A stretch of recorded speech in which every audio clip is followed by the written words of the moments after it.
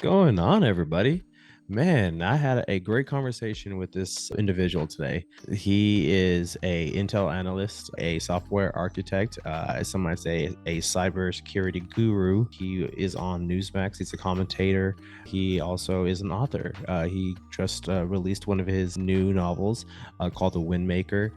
He's a great individual to talk to, I felt like, and you guys want to get a lot of information from this guy. He is highly respected. People seem to be drawn to his charismatic attitude towards things, and I do as well. I really hope that you guys get a lot from this. Let me know what you guys think below. Comment, subscribe, share. Let me know what you guys think. Without further ado, let me introduce the myth, the legend, and our favorite uncle, Ryan Mcbeth.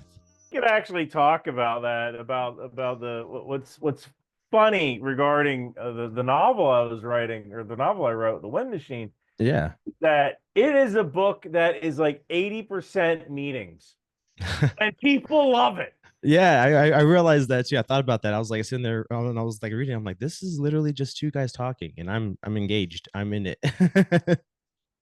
It's It is nice. really funny. It's like, look, when you write a novel, you go over, you read it about 20 times. Yeah, No lie, you read it about probably over 20 times. I'm Just sure. editing and cutting, and oh, this doesn't work. And I'm reading this book, and my editor was the same way. My editor's like, this book is like just a bunch of meetings. People love it. I can't figure out But why. you made it work. You're making it work. I mean, so far, so far. I mean, like I said, I've been on. I'm on chapter 2. But it's been engaging so far. I can't wait. I usually listen to my audiobooks. And I'm on, because when I'm in my route, I'm in pest control, so I'm on my route. I'm just spraying away, listening to some audiobooks, listening to some podcasts, watching your videos, listening to your videos. But definitely it's engaging. I really do like it so far. What made you decide to write it? I mean, I know you have all this going on. You have your main job. You have, as you say, 4 jobs, and or no, 3 now, Used to right? be Correct. 5. It used to be 5. Used to be Okay. 5. Yeah. I guess what made me want to do it was that I had a bunch of viewers ask me like, "Oh wow, these videos are great. I wish you would write fiction." And I'm Mhm. like, maybe I can do that. Yeah. And so I wrote in the army, crawl, walk, run, right? You do a crawl phase, or you try things out, and then you practice it. That's the walk phase, and then you actually perform the action. Yeah. So I was like, all right, well, let me crawl, walk, run. And I wrote a short story called Warlock, which was about like an Irish traveler with a little bit of magic who is contracted by the FBI to find Osama bin Laden after the terrorist attacks. And I just like it's kind of slight fantasy story, sci-fi, army rangers going up against Muslim jinn in There you Afghanistan. go. Yeah. And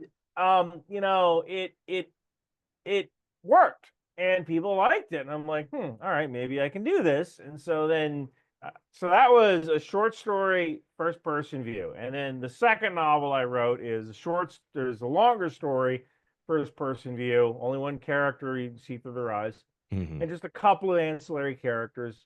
And that did well. I was able to construct a plot and all that stuff. I'm still learning about this whole writing thing. No, yeah, And as you next go. novel, yeah. Yeah. And the next novel is almost like a Clancy novel, like Red Storm Rising, Hmm. but it deals with a country called Deseret.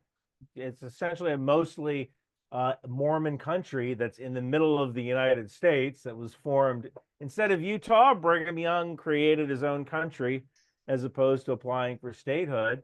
The U.S. couldn't do anything about it because the army was so small. And then all of a sudden, you have this Mormon state 172 years later Right. in the U.S. that is allied with Iran. I gotta check out your first book though, because I honestly thought this was the Wind Machine, right? Yeah, That's The the Wind Machine is my current book. current book that's It's out about right a hedge now. fund with an AI powered supercomputer. Yeah, Uh, A it, computer that grants wishes, some of which you don't really want.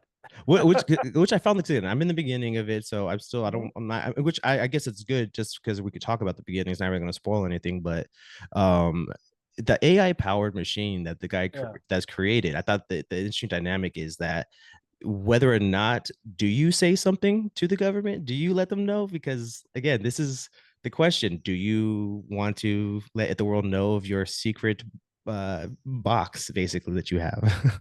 Yeah, I mean that's one of the reasons I was a little skeptical about DeepSeek, and one of the reasons I thought that DeepSeek was a psyop in some way.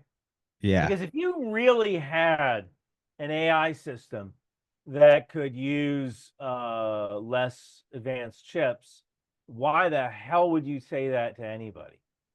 Yeah, Right? I watched. Yeah, I watched that video. Again, I didn't really even think about that aspect of it. Again, I'm going through my day. I hear news. I tend not to put too much information or too much emotion into things that I don't really know about as much. But then I watched your video and I was like, okay, that makes perfect sense because how can you create something for that cheap with basically nothing?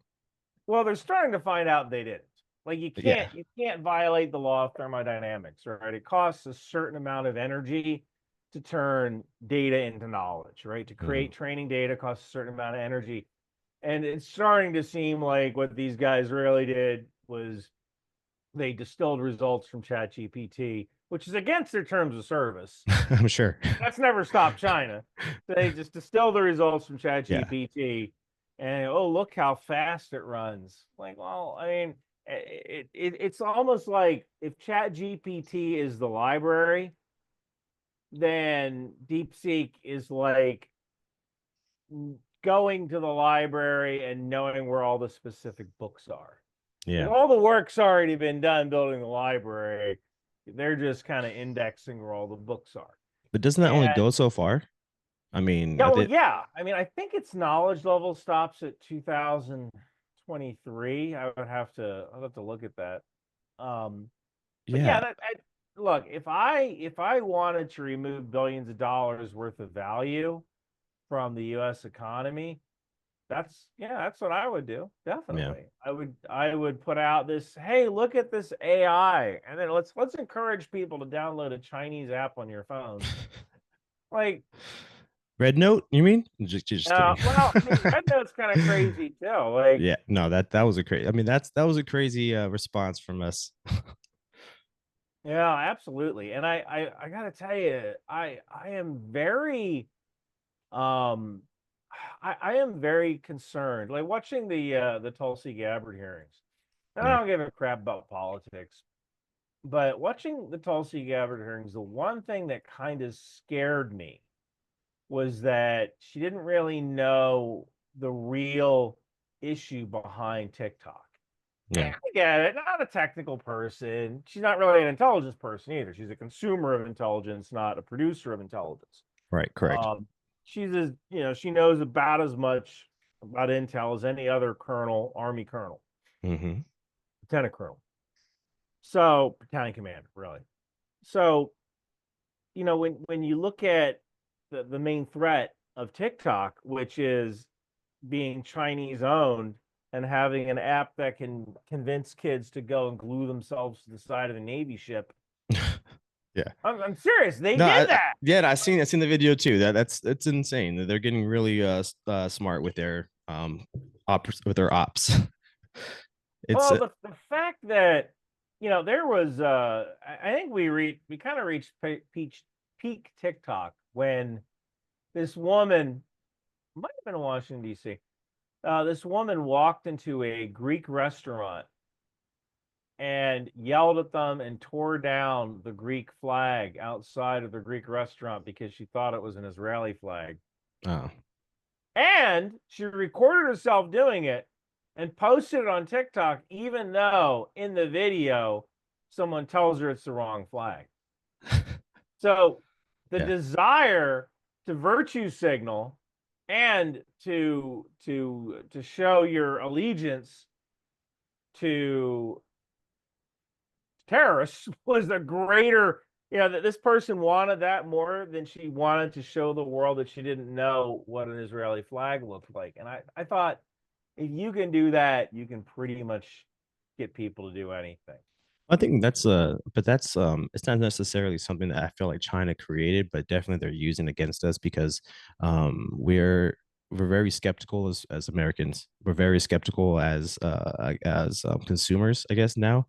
Mhm. So what better way to create that distrust in your government is by giving those flames air to get bigger, and it's definitely something I wonder about as well too, because especially with this AI situation, what is this something that we can do as Americans to like kind of combat that propaganda? Like, should we just not be fearful of it and just allow things to play out the way they should go out, or I is there mean, anything that we can I do? think I don't know. I don't really know. I think the best way of doing it would be to teach courses in school of media literacy, like Hmm. how to be skeptical of content that you see. But I think one of the issues is that we are now, like, it used to be that there had to be some sort of active active pulling of data. And I guess a good way of putting that would be like, if you wanted information, you had to go get a newspaper.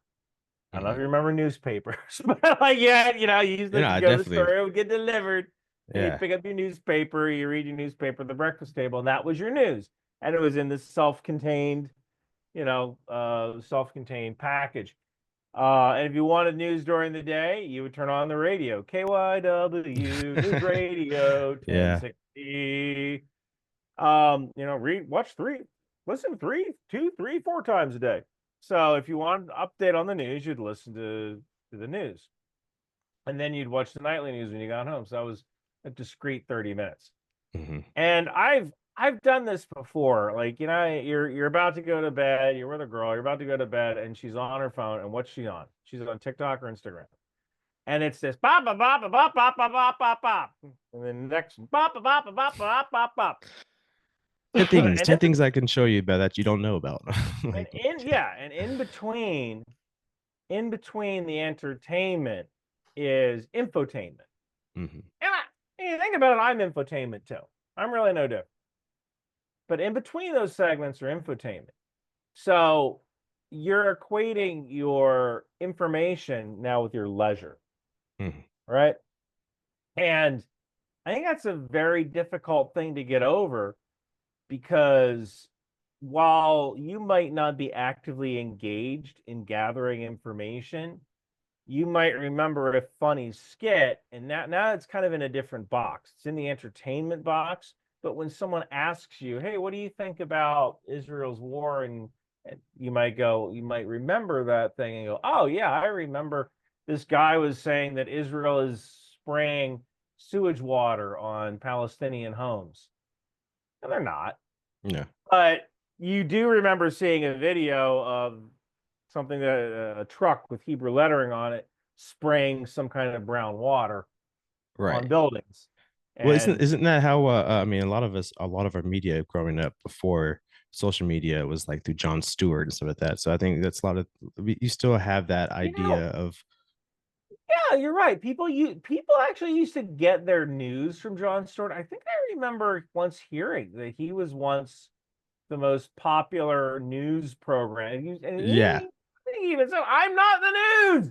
No, absolutely. Watch the news, then watch me. But people go watch John Stewart. And I actually, and it might just be me. I actually don't feel that John Stewart was that talented, because he would just kind of go, do something like, President Bush, and make a funny face, Yeah, and then like, yeah.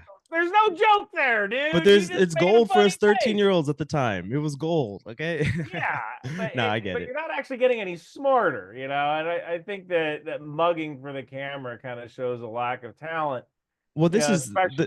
the Yeah. the videos that you are compared to you now compared to what he was, this you are basically what he was on steroids, because he's not, you're not limited to what the TV censoring, not limited to what the establishment, because again, the the fact that we're able to even know any of this stuff now is because of the internet, is because of the multiple outlets. They don't have the ability to control the narrative Mhm. everywhere they go, but back then they did. So I would argue it's now that, but on steroids. Hmm. Yeah, I mean, I guess I never thought about that. That's actually a very good point. I'm You're you're, I'm you're I'm I'm absolutely I'm full of those sometimes. I guess some of those. But I definitely want to also talk, because I watched the Tulsi Gabbard uh-huh. uh video, and which I do appreciate, because I wasn't going to sit through that entire meeting, and I appreciate that you did. But when you, there was some criticism that you had of her, but then also you defended her in some ways as well too. But basically, what the first question I want to ask about it was, she made the false claim of the Ukraine, through that tweet, that Ukraine basically getting into NATO was the reason why Russia came into Ukraine, correct? But I always Mhm. thought the argument was that not because, just because of NATO join, or them joining with NATO, but was because of the possibility of uh, us putting missiles closer to the border, and us doing that with Ukraine, us doing that with those other states who are not there yet, would give us access to putting more missiles. And I always thought that was the kind of a valid reason, I would imagine, because I wouldn't want missiles on my border either. Well, what's the difference? So, something like a medium range ballistic missile, it takes about 15 minutes to strike a target Mhm. inside Russia from Europe. And you have submarines like Ohio class ballistic missile submarines that are in the ocean that are about 15 minutes away from striking targets in Russia.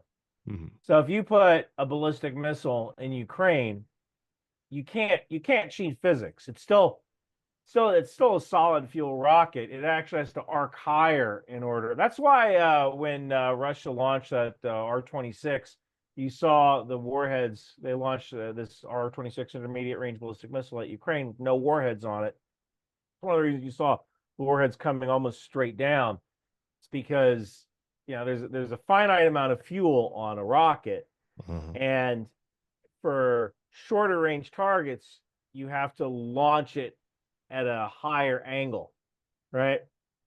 Because if you have a finite, if you can't adjust the amount of fuel, then you have to burn up that fuel somehow, and that's going to be going straight up before coming straight down. Right. So there is essentially no difference between putting a missile in Ukraine or putting a missile in Poland. Mm. There's already, look, you already have countries bordering Russia, Poland, Estonia, Latvia, Lithuania.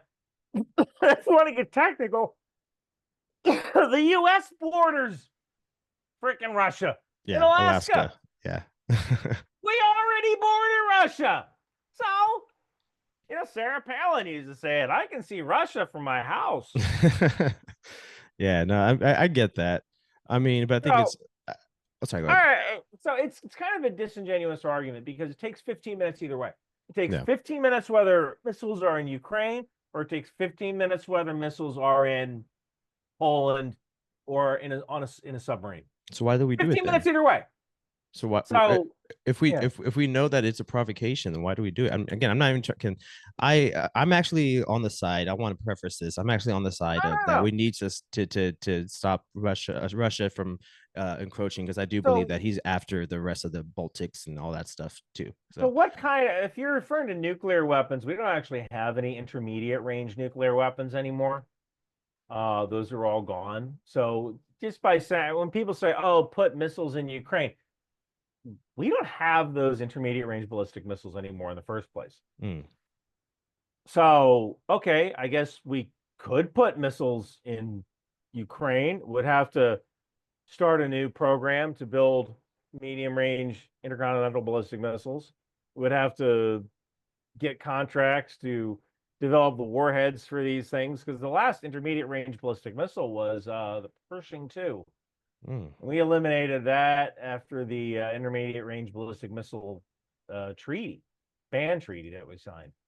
Wow. Okay. Now we're no longer a party to that treaty, but I mean, those weapons really weren't that useful. I guess they're really only useful as I don't want to say a terror weapon, but I guess that the advantage of the Pershings is that they couldn't really be targeted because they're on mobile launchers. And Okay. in something like an ICBM, intercontinental central ballistic missile, you tend to have those in silos, although Russia does have mobile launchers. Yeah, they do. Yeah.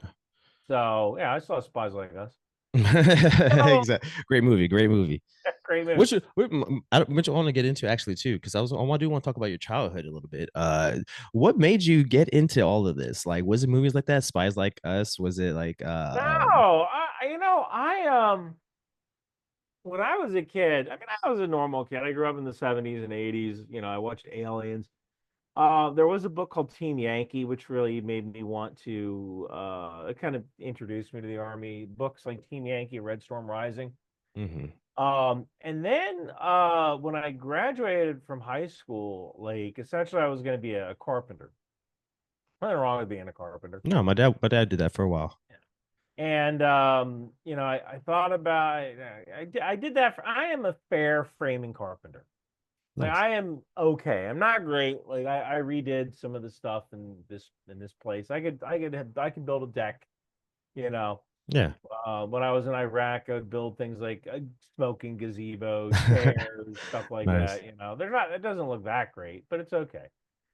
And I wanted to get into software. I wanted to be a computer programmer. And if you can't get money from your father, get it from your uncle, right?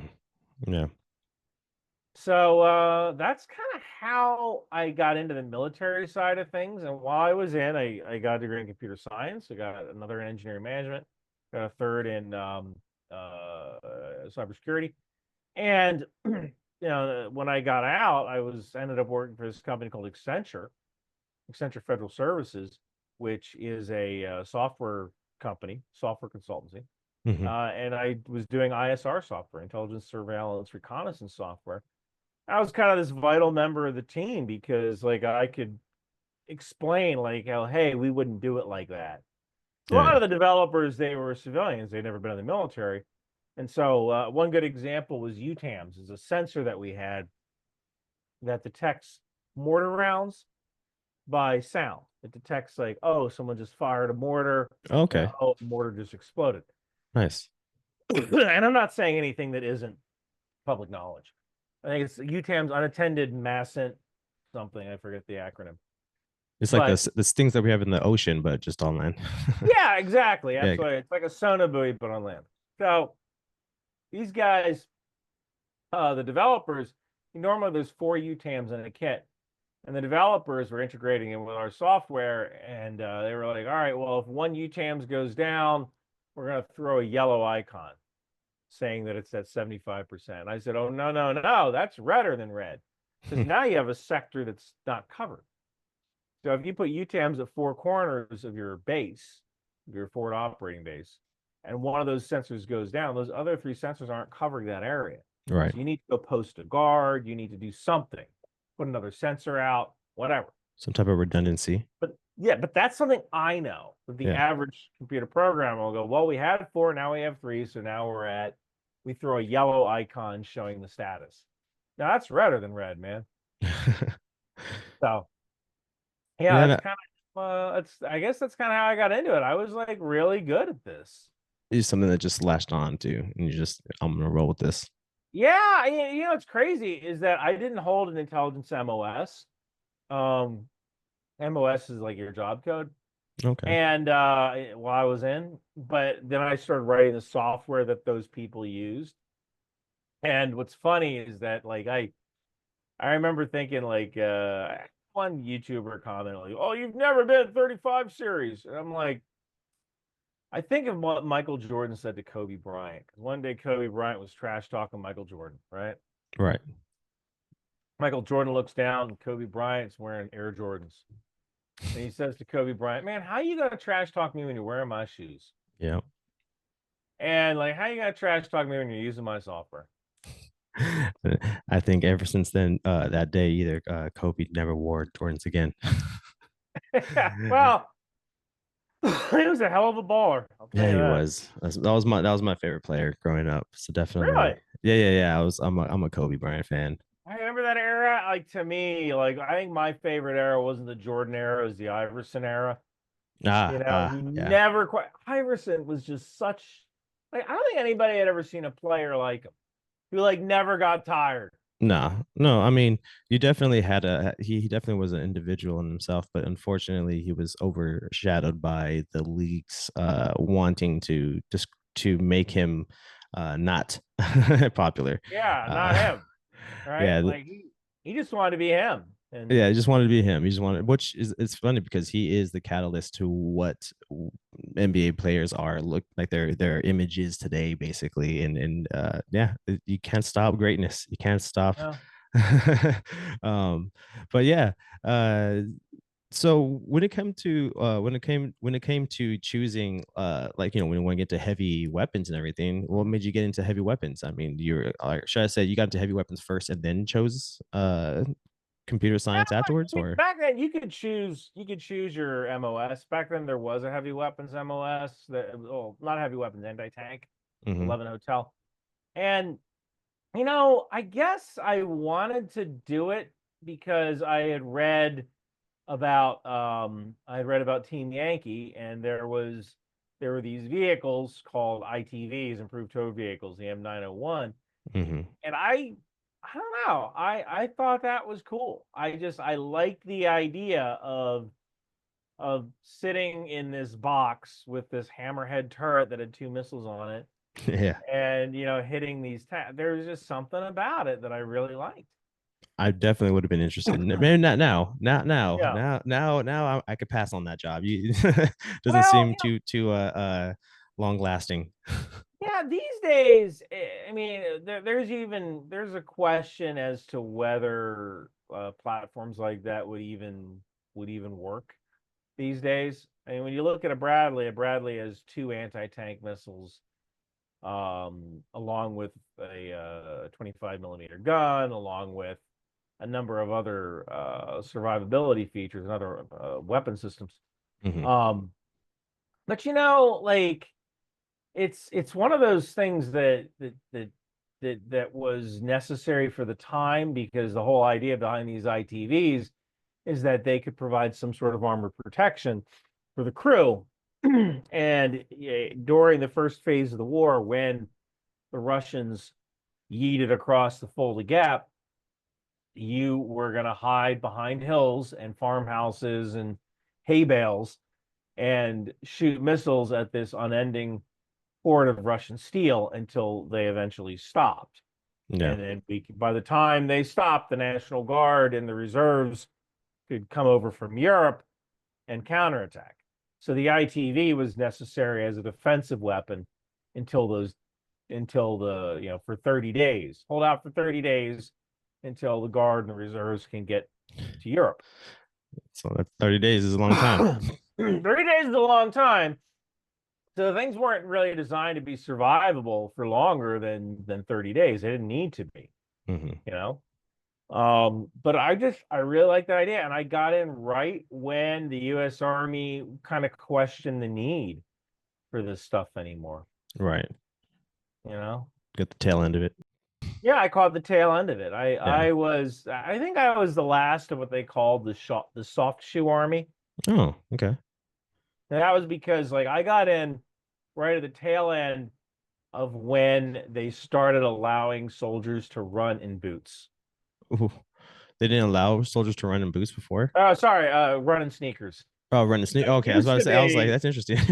yeah. If they you had them watch check off their boots before before running those miles. You know.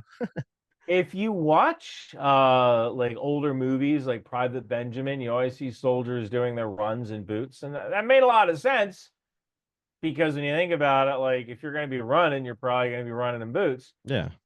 But at the same time, it's also it's also damaging, Yeah. right? Like, Yeah. and so the army actually thought about it, and they said, all right, well, we're gonna allow people to run in sneakers to kind of reduce injuries here, Yeah, and it worked. too many people getting their Achilles hurt. I'm sure. Yeah, yeah, and it Yeah. worked. Only issue is that uh the only issue is that the army they tended to push ASICs for some reason, and like I think that might have caused even more injuries because What is like ASIC? ASICs are a brand of shoe that Okay. like you're in the army, like everyone wore ASICs. And I think that was just like what was on sale at the PX. Okay. Um, and they might do things differently now where you get to kind of choose your shoe. Um, but like back then, like all I remember was that all that was kind of available were ASICs. And it's not the greatest running shoe, but Better than it's boots? better than boots, right? No, I bet. Um, I bet.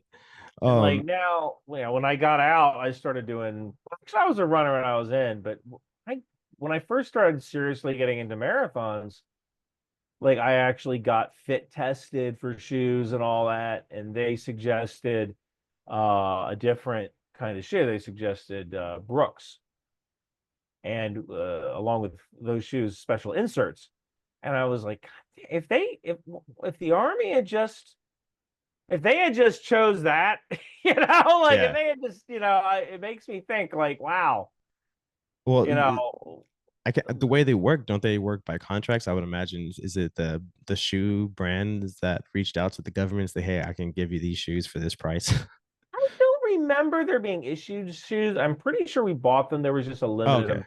So I don't know. Maybe there was some sort of contract involved in stocking what was at the PX. But Maybe. actually, Maybe. dude, you're asking me to remember something that was 30. Oh my God, 32 years ago. Yeah, no, I I don't was expect you to almost remember. 50.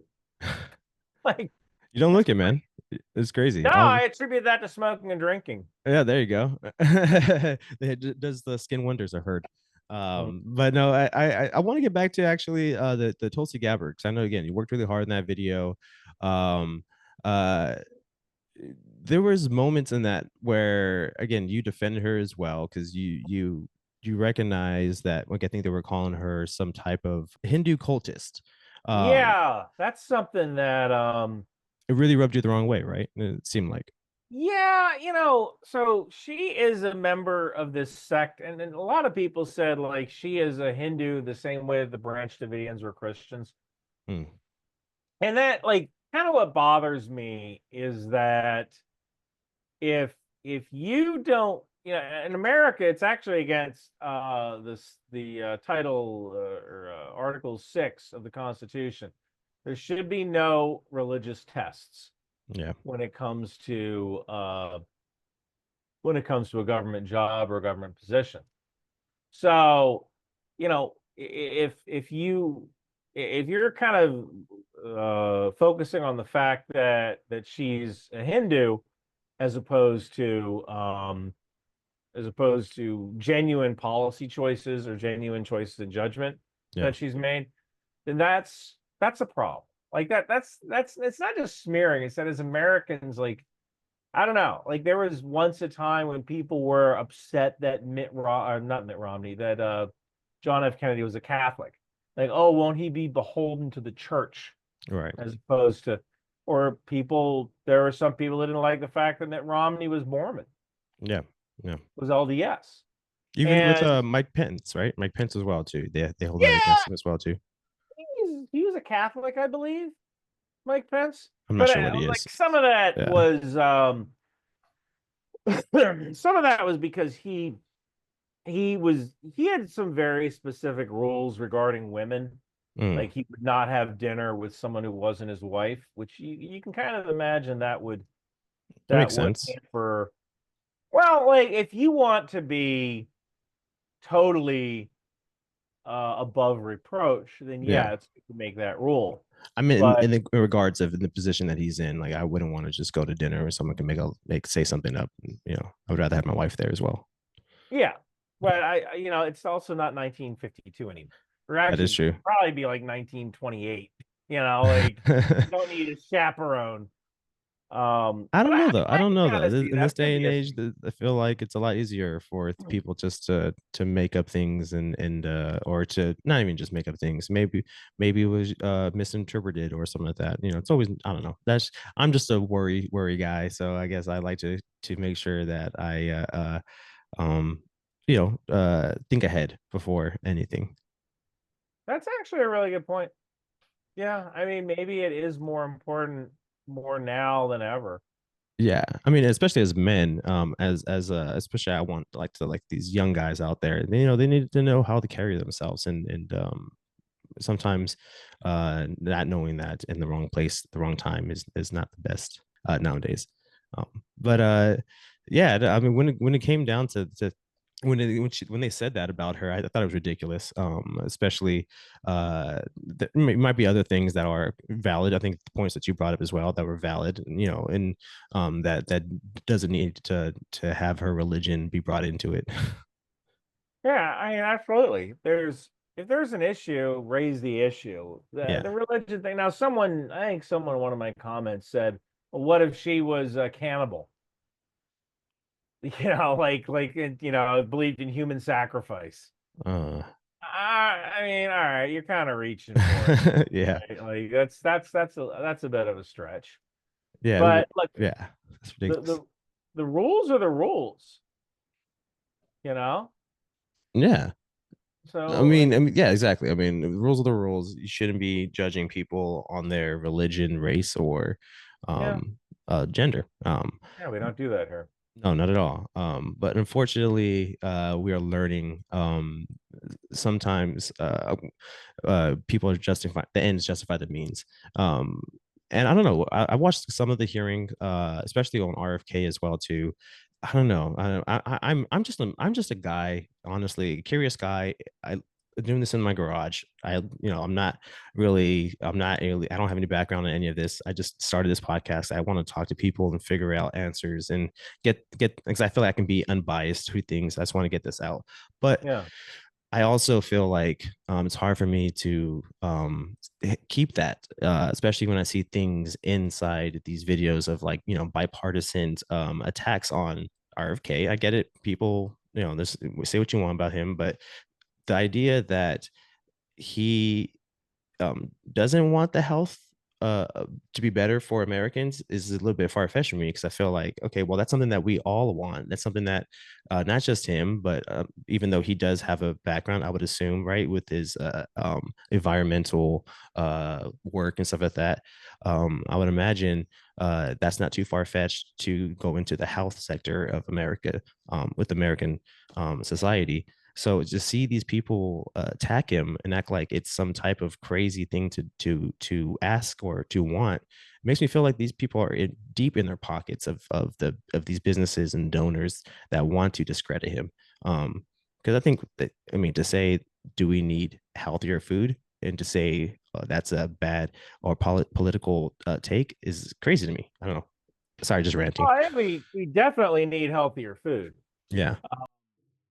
I mean, I often I think about like what I eat every day. And I maybe one of the reasons I am healthy, even though I smoke and I drink, is that like I don't eat a lot of crap. I say I don't eat a lot of crap. Like I do make bachelor chow, which is literally I was gonna make some this morning chili. too. I mean it's chili, but you know I eat bacon and eggs. Yeah. I make my own bread. I actually made beef stew last night. I got like a chuck roast and I cut that up and I made beef stew with potatoes and carrots, but I don't tend to eat like processed crap. I don't tend to, Mhm. I would never eat a Pop Tart. I would eat a Pop Tart if I had to eat a Pop Tart. Yeah. But there's not a Pop Tart is just it's chemicals in a container, Yeah. right? um so I don't think like that needs to be I think in a way we do need to get healthier because we do eat a lot of processed food. Um but the problem is that processed foods are delicious. And, you know, I think when I was a kid, I'm really trying to think, like, nobody was fat. Mhm. There were very few fat kids in the 70s and 80s. Right. And if there was a fat kid, like it was like one, right? And he was either the funny kid in class or the eventually, he was just husky. That's what they call it. They used to shop at the husky section at Sears. Right. Husky. And he would eventually become the linebacker or the nose tackle, right, on the football. Yeah. And the husky kid. And like nobody worked out. Like he might do high school sports. But I think the difference is that in the 70s and 80s, our mothers cooked for us. So and also like today, like when you look at things like overscheduled children, Hmm. you know, there are nights when a mother she has to take her kids to swimming, ballet, oboe, and karate, right? Yeah. And so what else are you going to do but stop at McDonald's or Chick-fil-A and just kind of throw that in the back seat and tell people to fend for themselves? Yeah. But when I was a kid, most parents stayed home. Most mothers were stay-at-home moms, Hmm. and they had dinner ready. And so you would eat not a healthy meal the way we think about healthy, but there were no processed foods in it, right? Because Right. you would have chicken, mashed potatoes, maybe some broccoli, or even if it was just a hamburger and fries, it's not, the fries from McDonald's that were fried in whatever, lard or pork fat or whatever. Yeah. So, whatever they fry their fries in now. But Not tallow, beef tallow anymore. So I know oh, that. isn't it? I don't know. It's some But type of canola oil or something like I that. think we kind of forgot where we kind of forgot about home cooking. Mm. And I mean, it's so easy to order a pizza. I remember when pizza was like a special thing. Yeah. Like, oh no, we're gonna have pizza, or you would actually go to the Pizza Hut. You would get in the car and you would go to Pizza Hut Sit down.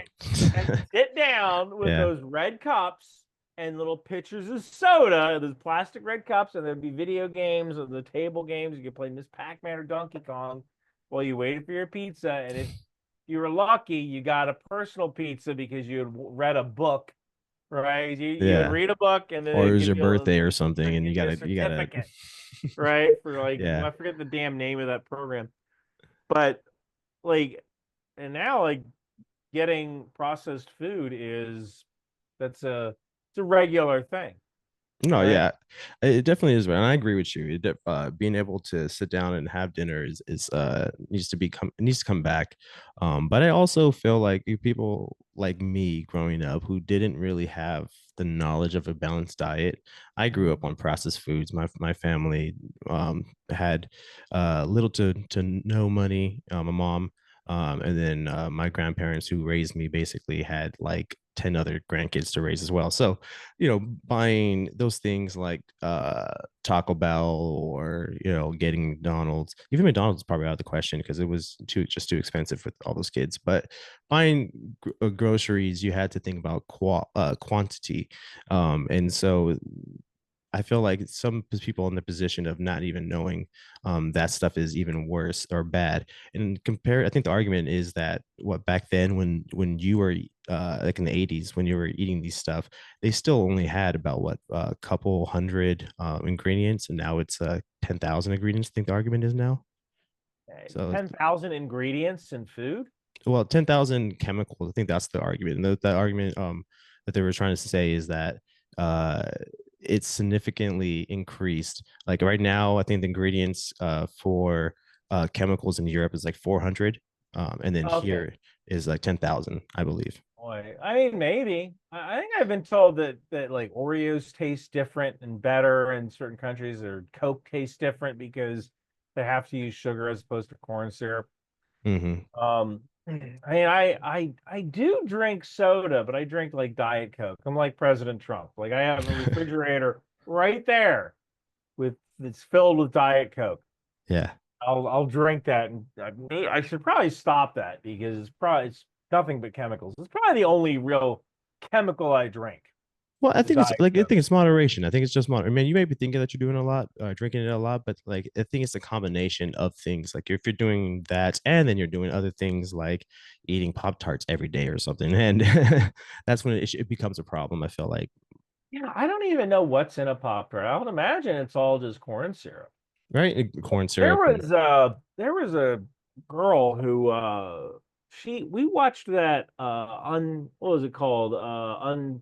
Not Unbreakable. It was a movie. Jerry Seinfeld was in it. Unfrostable, I think it was. yeah, something like It was that. like the advent of Pop Tarts. It was a Yeah, totally fictional story that he just made up, right? he just had he wanted to tell a story And about Pop Tarts. I think like she brought over Pop Tarts, and they're still up there. She had one because she wanted, oh, we're gonna eat Pop Tarts while we watch this. Yeah. Yeah, And I still have the box. The girl isn't here anymore, but I still have the box.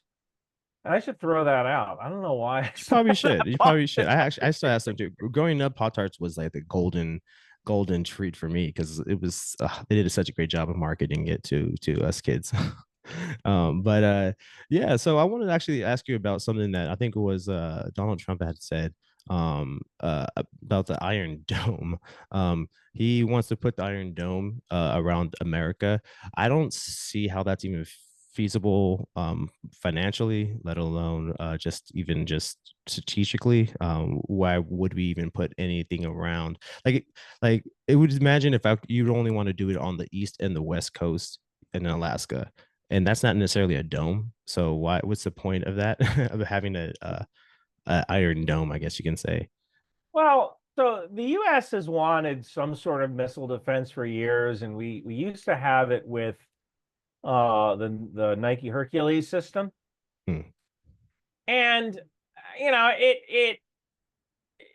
back then it was more designed for bombers than incoming missiles, but there's always been this fantasy at protecting the United States from missile attack. And we do have interceptors. We have 44 interceptors. It's 40 in Alaska and 4 at Vandenberg Space Force Base in California. Mhm. And I think when they say Iron Dome, they're being colloquial Hmm. because the Iron Dome is a very short range interceptor. Israel is a very small country. I think it's roughly the size of New Jersey. Mhm. And even then, their Iron Dome only protects certain areas, it doesn't protect the entire country. Although they do have layer defenses. Iron Dome is last ditch. Really, it's kind of THAAD, Arrow 2, Arrow 3, Patriot, although the Patriot's gone now. David Or Sling. being used, not gone, right? It's being I believe Israel retired all their Patriots last year because that was kind of the thing. what? Could they send them to Ukraine? Yeah. So what do we have to replace it? Israel retired. So Oh, I guess you could say between the David Sling and Arrow 2, Arrow 3, that's kind of Israel's replacement for the Patriot. okay. Um, and then Arrow 3 can engage targets in space, and THAAD can engage targets in space.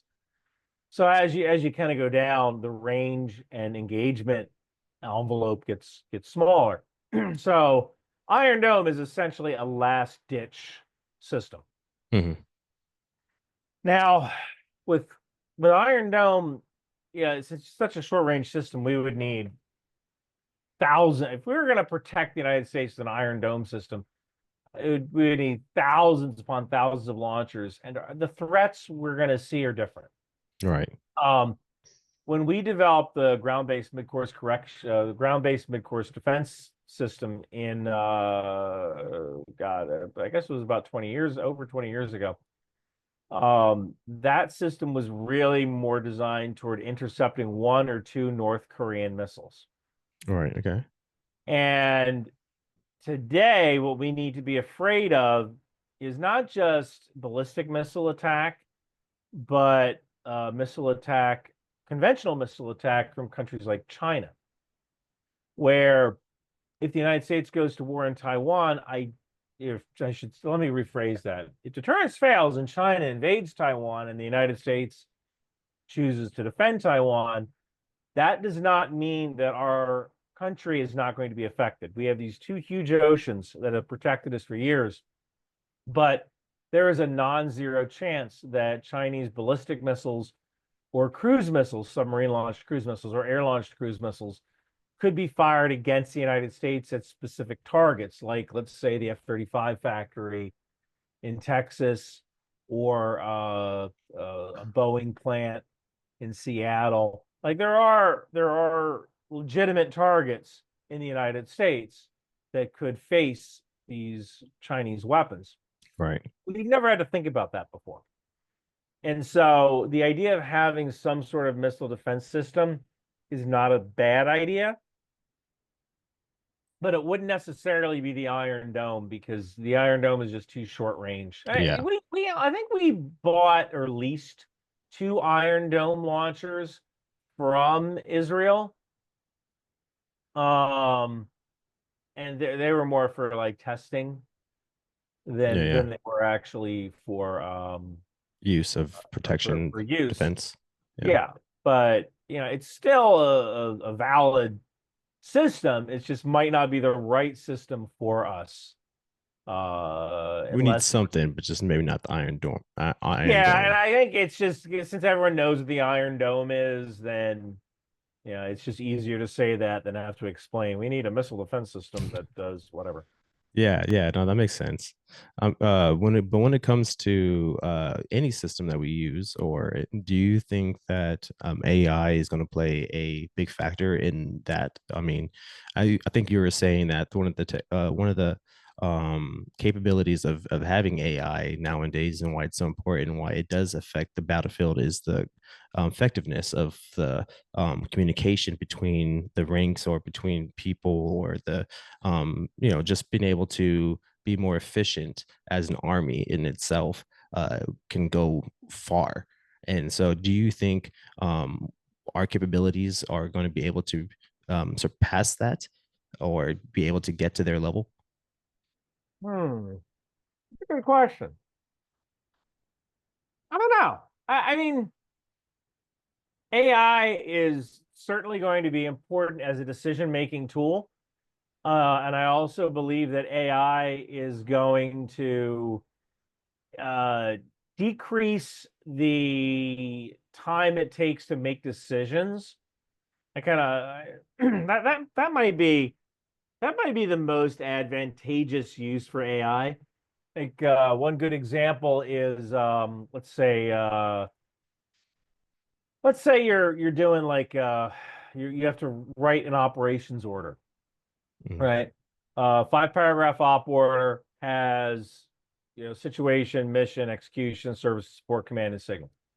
Well, if AI in your battlefield planning software already knows all the service and support and command and signal stuff, then you can just write the situation, mission, execution, and AI can, since it already knows all the subordinate units, it can just fill that in based Mhm. on your suggestions. So you've just taken something that takes 5 hours to do and compressed it down to 2 hours to do. That increases your ability to, that increases your op tempo, it increases your operational tempo, it allows you to move and react faster. And if you're using this, but the adversary isn't, you can move and react faster than the adversary. Mm. So that's kind of, that is certainly an advantage with AI. I would imagine so. Yeah. Yeah. And a lot of people think like, oh, use AI to identify targets. And I mean, yeah, you can do that too. But I think kind of the real pain point is most likely just getting time back. And really that's something that AI is really good at. It's something I use now. When I write novels, my Google Doc has an AI on it that is always correcting me for using things like he went to stand outside, or he went to stand outside, and the thing changes it to he went outside. Like, oh yeah, you're right. Yeah. So like that just saved me a lot of time to go back and remember to change things to active voice. I could easily see how I can easily see how AI could give time back, and like it used to be that the battlefield was a measurement of mass and time, Hmm. and it still is, but now we're kind of moving toward the battlefield as as a factor of mass, time, and spectrum. Mm. So now we have that additional factor in, and there's only one spectrum, Yeah. only one electromagnetic spectrum. If you dominate the spectrum, you can pretty much dominate everything else. So now that we have that third criteria of spectrum, by using AI, we can kind of get back some of the time so that we can concentrate on the spectrum battle. Yeah, So I agree. I agree. Do you think it's we are behind on the AI front because of our bureaucracy, because of all the things that are keeping us from being able to do what China does basically with their AI. They have less restrictions, I think, right, on their ability to create AI. Is that true? they probably have fewer. So what we really don't know. Okay. Well, And yeah, yeah, we really don't know exactly. China doesn't tend to tell us, but I think that it is more likely than not that China would have fewer restrictions on how they use AI as an offensive capability and allowing AI to make decisions regarding targeting hmm, and even firing weapons. So in the US, we're still very reluctant to allow weapon systems to be fully automated. There are some. One good example is the Patriot system. hmm. That's a robotic killer. That's not The AI though, right? That's just a very, very sophisticated computer system, as close as you can get to AI, right? Without being closest AI. you can get, it's not really AI in the sense that we think of AI. It's a very advanced computer. And I Yeah. often say it's a killer AI, and it really is. Aegis, same thing. Aegis Hmm. decides on its own what to target, which weapon system should fire where, and so we've had killer robots for Right. years. So now, kind of the question is, with these killer robots, like, can we go to the next step? Because the idea of having ground-based killer robots or air-based killer robots that can make decisions by themselves, that's kind of where people kind of get scared. Skynet. Yeah, I mean, yeah, you could certainly say it like You seem that. Yeah. very, very tired of that analogy. I mean, so a computer will always do what you tell it to do, Yeah. right? It'll never do what you want it to, but it'll always do what you tell it to do. And when you think about it, it's kind of like, well, if I program a computer to kill, then that computer will kill. Yeah. There's no, there's no taking that. There's no take backsies, right? Yeah. Yeah. So I kind of think that the idea of a computer becoming self-aware, I kind of think that's somewhat absurd, but the real risk is almost definitely a computer being programmed by somebody to kill. Yeah. And A being lot very more thorough like, at its job. yeah, that's a lot more likely. It's the computer being programmed to behave in a certain way. I mean, do you think we'll ever get to the point where we just have these machines on the battlefield and no lives are being spent, or just whoever loses out Well, on the that's very resources, robot jocks. right? There was a movie called Robot Jocks Oh, I didn't know. back. I never heard about that. Yeah, that was where, like, I think instead of having wars, people decided the exchange of territory by giant robots fighting. And people were inside the robots, but Okay. um, Yeah. Yeah. It's called a Robot Jocks. I gotta check it out. I That's think the interesting. guy who was in the Alien Nation series was one of the pilots of these robot mech things. Um, Yeah. I mean, I think there's always going to be a human component involved, so Right. maybe, but like, it's very difficult to say what it's very difficult to predict 40 years in the future, Oh yeah. right? It's like I mean, people have you could talked. barely do it at 10.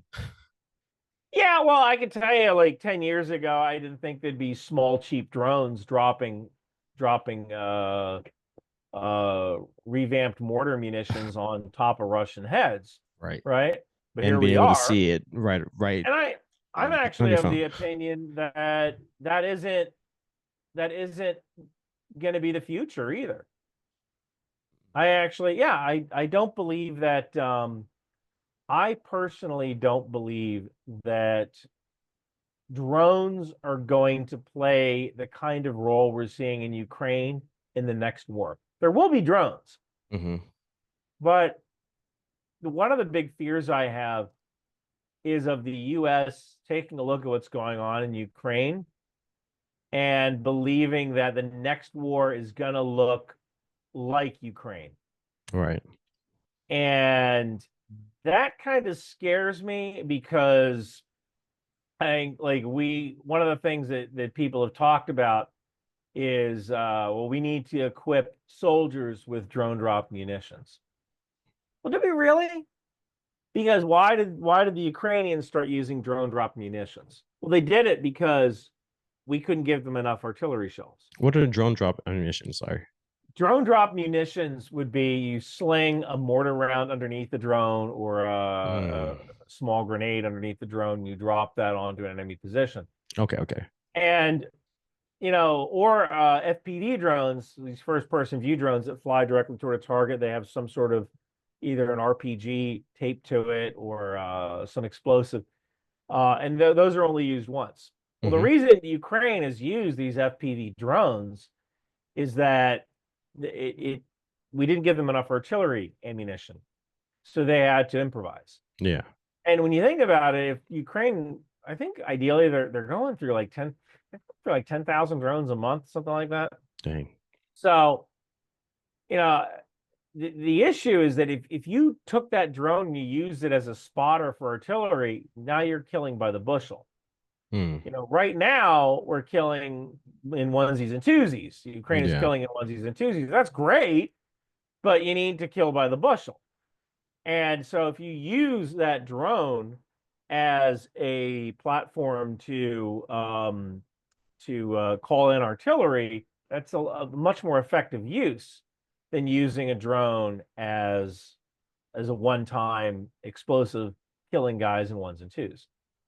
So definitely. So you feel like us as America getting into that game would be basically just ineffective. We would just be in an ineffective battle. Is that what you're that like? Yeah, and one of my fears is that we're going to start looking at Ukraine and thinking, oh, well, we need to fight the next war like Ukraine. Hmm. And that just isn't really how I think we need to look at things. There's definitely going to be drones, and Yeah. I'm a big advocate of creating what I call a swarm officer, which would be an ISR officer, preferably a warrant officer, and all they do is intelligence, surveillance, reconnaissance. Hmm. That's it. That's their job at the company level. Because right now, in an army unit, how do you find a drone operator? Well, you find the guy that doesn't have a DWI who can run a car, and you send him to the class, Right. right? And then when he gets out, all that experience goes with him. And Hmm. one very unique part of the American military is our use of warrant officers as technical experts who get better and better at their craft because all they do is that particular craft. They don't really tend to get additional duties. If you're a helicopter pilot, and as a warrant officer, all you really do is fly. Hmm. You'll have additional duties like, all right, I'm the instructor pilot or whatever, but for the most part, all they do are those duties. They're not really concentrated on the kind of officer type career advancement. So we take a warrant officer and we go, okay, you are now the swarm officer, which I think is the coolest name ever, Yeah, right? it is. And you get that person to become the subject matter expert for drones, and maybe you even have a swarm officer at the platoon level. Mhm. Marines have talked about putting a drone operator at the squad level. Marine squads are becoming mini platoons at this point. There are 13 men now. They were thinking about going up to 15 men at Dang. one point. A It's a basketball lot. team. It's a lot. Yeah, it's a lot. But when you look at like Marines have a different mission. But when we should experiment with these ideas, but the Army tends to fight by the platoon as opposed to kind of by the squad. So by putting a junior swarm officer in the squad, you give that squad those drone capabilities, and all this guy does, and that's kind of the question of, should we empower every soldier to use drones, or Yeah. should we have a designated person as the subject matter expert? And we should definitely test that out. I'm not saying one is better than the other. I think swarm officer is a good move because it encourages people to develop that skill, and that subject matter expert can train others. I feel like it is doable. If you keep I would imagine if you keep the training limited to the sense of like the operating system, if you make the operating system just like video games, I mean, it would be easy for everyone to take grasp of that. But I mean, if you make it a complicated thing, then yeah, definitely we need high training. Then that's when it would be a problem. I feel like, but if you, I mean, that would be up to the people who created the system, I guess, right? Yeah, fine. Yeah. I don't really. No, I think sorry. Yeah, I just I it can was just just say, yeah, you're right. Like I don't really have a comment for that. um so like you say that drones is not really of the future. So I have like this like idea of like, especially when I see these drones or these quote unquote the outer worldly drones that you see flying in the air, whatever, the ones that are impossible, that we don't have technology of, whatever, 5 hours up in the air, no source of heat. um Obviously I don't think it's, I mean, I don't think that's aliens or that, but I think that some of these technologies out there. And then I think about, okay, if it's not our technology, it's somebody else's technology. And if they have that technology, what's to keep them from making these drones so tiny to the point where they are basically flies on walls, and using those things? And this is where my brain goes to a conspiracy slash spy spy movie. Like, what's to keep these guys from, making these small drones and assassinating our leaders, our people who speak against active, at the activists and stuff like that, that speak against Chinese taking land on America or something like that. What's to keep them from building these tiny drones and making these little assassinations? I don't know. I always think about these type of things, so I'm always kind of skeptical on like whether or not drones are going to go away. I feel like they're just Well, going to get. I don't know if drones are going to go away in the sense that they won't be used anymore. Okay, yeah, yeah, I'm very reluctant to believe that the war in Ukraine is what the future of war is going to look like, because that's I fair. believe That's we're my going to that's my develop assumption I counter made. drone Yeah. systems. And it's going to get to the point where, like the first dude with a spear, probably the first weapon of war was a spear, right? You find a stick on the ground, a sharp stick. All right, I'm going to poke you with this until you do what I tell you to do, right? Mhm. So that was probably the first weapon of war, was a stick. And then someone invented a shield. Well, crap. What do I do with this pointy stick? Right. Like, so I think with drones, eventually we're going to come up with counter drone systems that will kind of change the way we think about drones. I think we're still going to need drones, but there's going to be enough counter drone systems that they're not as effective. Now, when it comes to things like you said, like a fly on the wall kind of drone that can do assassinations, I mean, you're kind of limited based on physics as to how much processing power you could put into something like that. You might be able to control something like that remotely, but radio waves have a certain distance they can go. There's things like jammers. You would have to enable something like that with artificial intelligence, which again would be very difficult to put in Right. a small, very small computer. and then you have to power it, right? Because nothing's free. So what are the ranges of these drones? Like, when you have a very small drone the size of a flea, all right. So it's pretty light, so it doesn't need a lot of power. There's also not a lot of battery capacity in there in the first place. Hmm. So now what? Right? Yeah, yeah. So I mean, and you can talk about that all you want, but the easiest way to assassinate someone would just be the old-fashioned way. You pay someone enough money and they'll do what you Yeah, want. yeah. Like But there was I was interviewed by it was a foreign company that essentially you can place bets on political outcomes. hmm. And I said, Jesus Christ, this thing can be used for assassinations. Oh, wait, the thing that was all being promoted when during the election, it was like vote Yeah, on. yeah. I said, oh my God, this thing could be used for How assassinations. And they so? said, well, so let's say I place a bet that so the president of some country is going to die on a certain day. Hmm.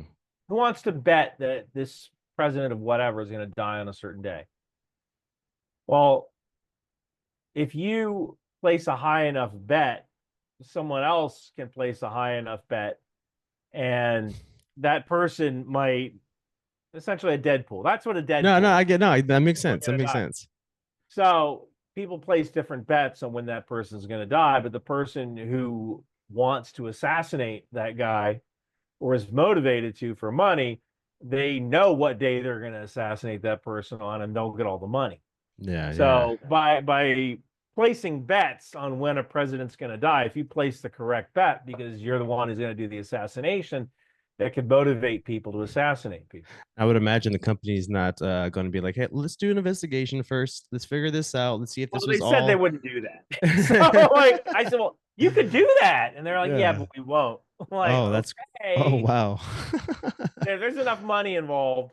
No, that's true. I mean, I honestly don't understand how that's even it's even possible for us to even do that. Why it's even legal? But hey, I guess that's not my pay grade. So I think the whole betting on elections thing is I think the whole betting on elections thing is that was run by a foreign country. hmm. So I don't know. Have you looked into it? I know. I mean, you're a master I of was figuring out interviewed all by that this. company. I just can't remember the darn name of the company. Huh. But yeah, I was interviewed by them because they wanted to know my thoughts on, I think, disinformation in the election. Because they had bets going on the election. Are you worried that companies like that might use your information for nefarious reasons? I think that can happen anyway. Yeah, You know, that's kind of it is what it is. yeah, it kind of Yeah, is what it is. Like, you can't really be surprised at what kind of how people use the information you give them, right? yeah. Like that's just kind of how it is. No, yeah, I mean, I get it. You can't control. I mean, that's just the world we live in. You can't control. I mean, as Americans, I mean, as much as we want things to go right, the whole point of us being Americans is not controlling our actions, being able to have freedom to do what you want, and that's the freedom to screw people over sometimes. But you get the consequences when you do that. So, yeah, I get it though. It is what it is. Do you think, like, in the way Putin wants to take control over the ex-Soviet countries, that's like I kind of feel like it's like more of him than more of the leadership around him that wants that. At least that's the way it's portraying, I feel like, at least, or that's the way I'm gathering it. President China, do you think he is the same way of Taiwan, where it's really his wants that wants Taiwan to come back, or do you think it's like the people all want it? I think that even in a communist country, you have to sell to the people, Mhm. you know?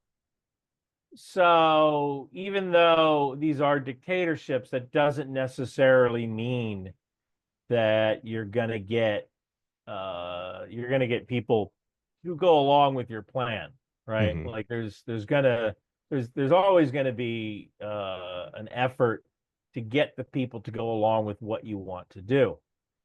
And so I think that people might look at Taiwan as a renegade province, Hmm. in the sense of, look, when the United States had our Civil War, when we had a bunch of countries that rebelled and left the United States, we didn't just let them go. We said, no, we're fighting for that. And Hmm. you think about it, with Taiwan, you know, my God, I can't remember the darn name of the leader that fled to, I think they called it Formosa back Hmm. then. Oh, this is the problem with doing these interviews. No worries. I haven't even I'll finished figure my out the morning name and I'll put coffee it. yet. I'll put it right above your head when I get the information. Um, but yeah, Taiwan was kind of the last area where the anti-communists fled to, right? Right.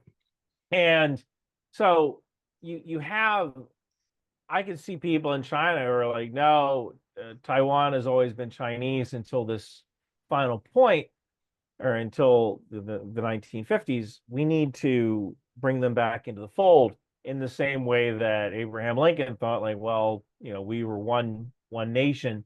We need to preserve the union. Hmm. So I could see people in China viewing Taiwan in that sense, but I could also see people go, look, you know, Taiwan's our biggest trading partner. And, you know, right now there is a good relationship with Taiwan, in the sense that, you know, Taiwan, you know, we create manufactured goods, Taiwan finishes them, we send them over to the US, everybody wins. And a war would hurt everybody. War is bad for business, right? It's like Ferengi rule number 69. You know, war is bad for business, right? For the culturally, we think the opposite though. Oh, that war is good. We think that war is good for, I don't think anybody thinks that. No, I think because I know it's a big topic for you, but you know um military sorry, I forget, I'm blanking on the term.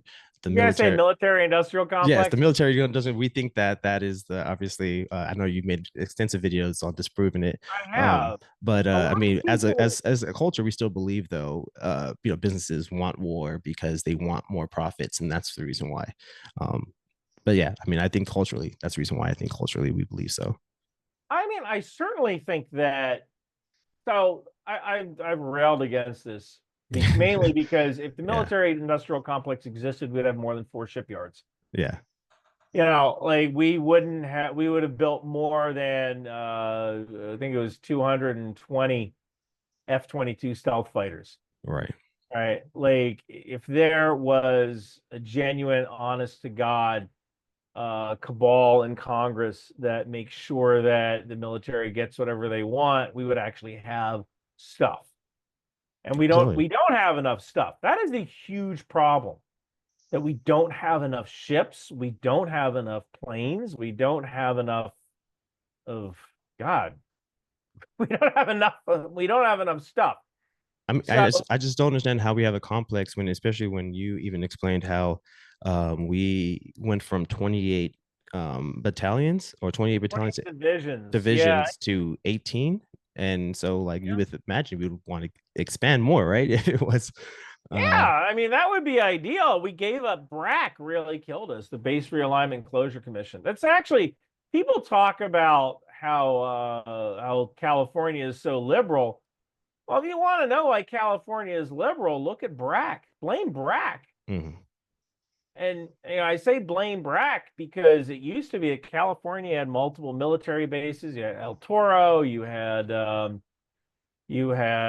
Presidio, you had Fort Ord. Um, And then we started shutting those bases down. And people who join the military tend to be conservative. Not mhm, all, they tend to lean that way, right? And so when you close down those bases, what happens? Well, people leave. And then the contractors who used to work at those bases, well, they go someplace else to work. Maybe they retire, but they might go someplace else to work because they worked at a base as a contractor for Lockheed Martin or whatever contracting companies at that base. mhm. And now they have to go to a different base. So I actually think that's one of the reasons California. I mean, California elected Ronald Reagan. California elected Richard Nixon. California used to be a fairly Hey, it wasn't all our fault, all right? I'm just kidding. wasn't all yeah. I'm joking. So California used to be more centrist or right wing, and I Oh think yeah, it was a loss of all those military bases that kind of tipped California over to the yeah, other side. So BRAC, the Base Realignment and Closure Commission, helped speed that along by closing all these bases that at the time we thought we didn't need. And now we're kind of looking at reopening certain places, especially shipyards. I mean, San Francisco has a perfectly good dry dock hmm. that we kind of gave back to San Francisco. You seem to like to give back things. Well, I mean, look, when you think about it, like if you're a like things like the Brooklyn Naval Yard, Hmm. that was turned into like condos and office buildings. And this was a major piece of land in the middle of Brooklyn. One of the issues we have with building ships is that these days we're building them in places where nobody wants to live.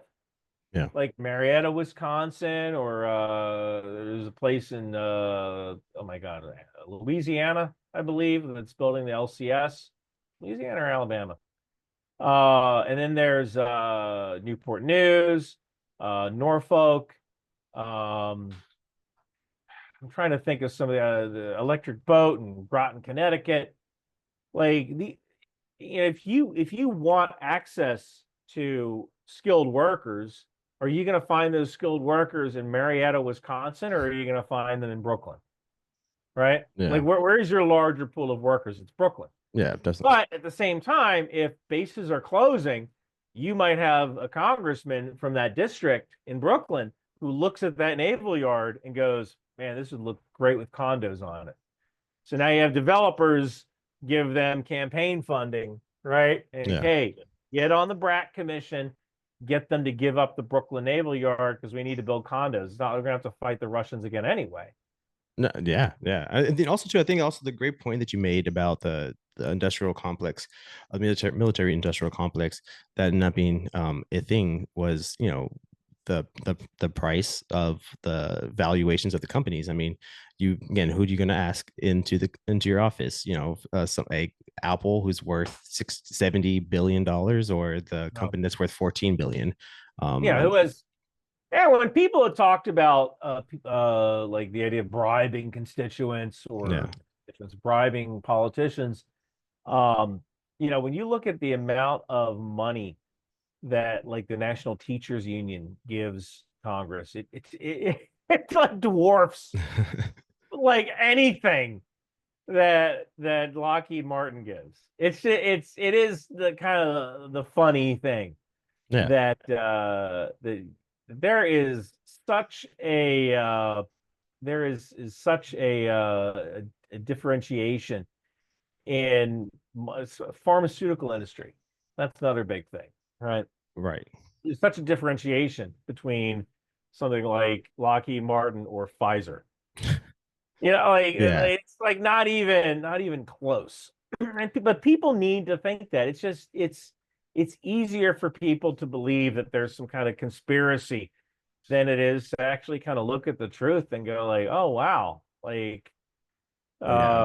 like if I had look, I can sell if I develop a chemical like Viagra, right? Like I can sell Viagra to a hell of a lot more people than I can sell an F-35 to. And you have to keep taking Viagra, right? Yeah. Unless you sell an F-35, yeah, you might sell the support contracts, the maintenance contracts, things like that. But you can't, you can only sell to a certain number of people. But a pharmaceutical, I can sell that to just about anybody that I can write a prescription for. If you had a genuine pill that cured baldness, like we're not talking about Propecia, which it might work for some people, but Right. eventually you will go bald. You could have a cure, a pill that cured baldness, you'd make way more money Oh, sure. than you would selling an F-35. 100%. I think it's also proof in the pudding too, of their profits margins that yeah, it definitely can. Yeah. um, Yeah. yeah, I mean, it's a crazy thought to have. I mean, but I think, like I said, it comes down to the distrust that we have in our leaders and everything, that we just are skeptical about everything. So we just assume that it is all out to get us. In some ways, it is, but I think you proved in the ways that we might think it's not. um, Yeah. Yeah, I agree. but yeah, I appreciate you coming on. Hopefully, if you have time, we can do this again sometime in the next couple of weeks, just because I do want to get in more detail of like Syria and just the things going on. I know you, but at the same time too, I know you hate talking about geopolitics. It seems like, because you're not a geopolitics guy, and I understand, and you're more of a military guy, but you have a great insight on this, and I think that people value your opinion on it, and that's the reason why I would want to still. Oh, thank you so much. I had a great time. Thank you for inviting me. Yeah, I mean, also check out the book, Wind Machine. It's available on Audible, available paperback, I believe, as well too. And in your in any all the stores everywhere. Or is it? Yeah, yeah. Check it out. It's a great book so far. I love it, and I'm sure I'm going to be thoroughly entertained. I can't wait for the second novel to come out, as you had said you're working on it, right? I Um, am. yeah, yeah. So yeah, look out for that. I appreciate you guys for listening. But you guys have a wonderful day.